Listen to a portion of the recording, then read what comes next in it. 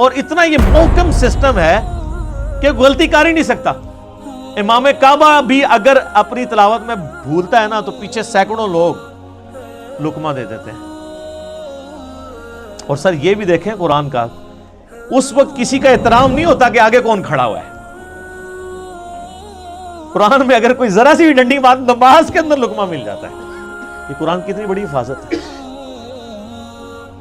تو صرف یہ لکھے ہوئے کے اوپر اعتماد نہیں ہے، لکھنا تو ظاہر امپورٹنٹ ہے کیونکہ الذی علم بالقلم، اللہ نے قلم کے ذریعے قرآن سکھایا ہے، علم سکھایا ہے، اور وہ قرآن بھی نبی علیہ السلام نے اس طریقے سے ٹرانسفر. لیکن یہ زبانی بھی مسلمانوں نے اسے یاد کیا ہے اور ریٹن فارم میں یہ نسخے موجود ہیں.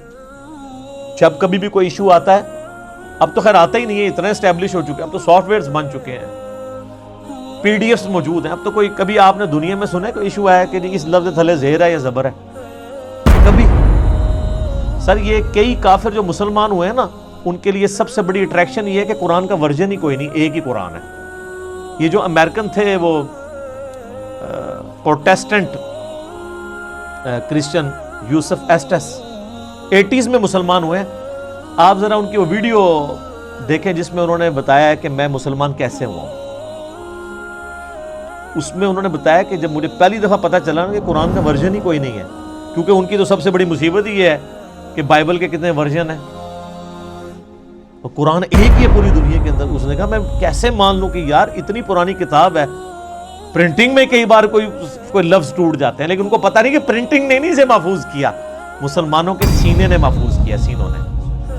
اور نبی علیہ السلام کی حدیث ہے المستدرک للحاکم میں صحیح سند کے ساتھ انٹرنیشنل نمبر کے مطابق 399 کہ اللہ تعالیٰ میری امت کو کبھی گمراہی پہ جمع نہیں ہونے دے گا، جماعت پہ اللہ کا ہاتھ ہے، قیامت تک اجماع امت اللہ کی حفاظت میں.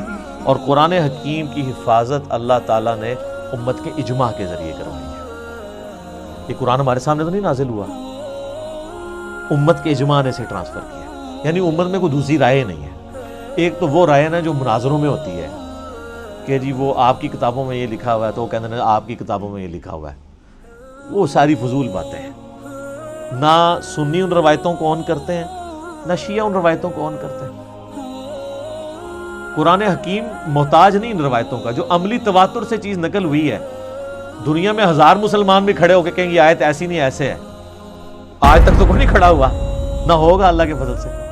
وہ کہہ رہے ہیں جی پچھلے دنوں جی وہ اسرائیل والوں نے جی ایک صورت بنا کے پوری چڑھا، اور سارے اسرائیل والے پورا قرآن بنا کے اور چڑھا دیں. آپ کو یقین نہیں کہ اس کی حفاظت کا ذمہ کس نے لیا ہوا ہے؟ اللہ نے.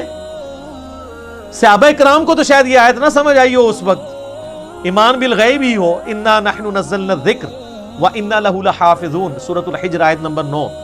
بے شک اس القرآن کو، الذکر کو، اللہ کی یاد دلانے والی کتاب کو ہم نے نازل کیا، ہم اس کی حفاظت کرنے والے. ان کے لیے تو یہ تھیوری تھی نا، لیکن ہمارے لیے تو پریکٹیکل ہے. ہم تو 1500 سال تاریخ میں دیکھ سکتے ہیں کہ کوئی ٹیمپر نہیں ہوا. کتنا کتنا برے وقت مسلمانوں پہ آئے ہیں.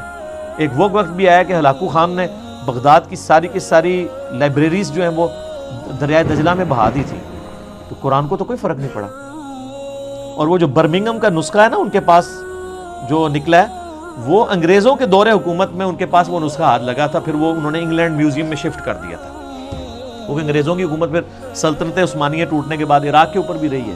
اس دوران انہوں نے پرانی کسی لائبریری سے اسے شفٹ کیا تھا، جو ہلاکو خان کی تباہی کی وجہ سے بچ گئے ہوئے تھے نسخے. تو قرآن حکیم کو اللہ تعالیٰ نے اس طریقے سے محفوظ کیا.